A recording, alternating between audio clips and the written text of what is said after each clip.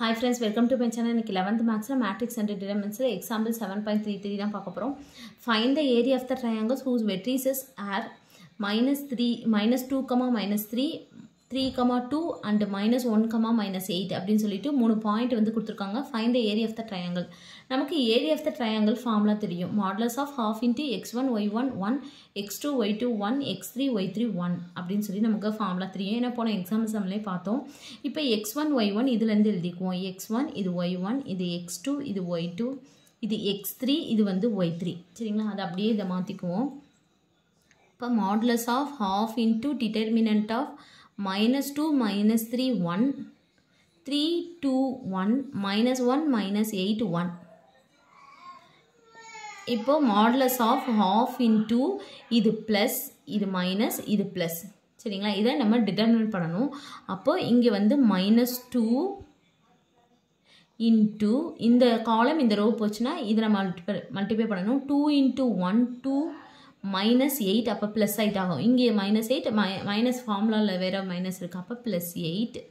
அடுத்து minus into minus plus. அப்போ +3 இந்த column இந்த row போயிடும். அப்போ 1 into 3 3 -1 +1.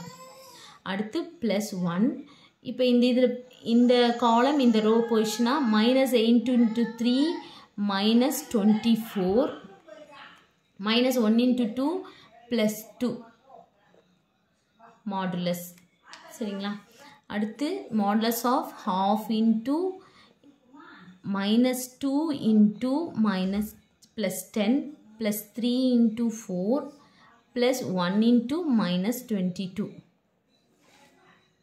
Modulus of half into இது என்ன வரும்? -20 +12 -22. அப்போ -22 இங்க -20 அப்போ -42 இது 12 போச்சுனா -30. அப்போ modulus of half into -30. இப்போ நம்ம அடிச்சு கொடுத்தோம்னா என்ன வரும்? இது 2 டேபிளால கேன்சல் பண்ணலாம். அப்போ 2 இங்க வந்து 15. சரிங்களா? அப்போ மாடுலஸ்க்குள்ள -15. இப்போ மாடுலஸ்ல இருந்து நம்ம வெளியில எடுத்து எழுதும்போது +15 ஸ்கொயர் யூனிட். இதான் ஏரியா ஆஃப் த ட்ரையாங்கிள்.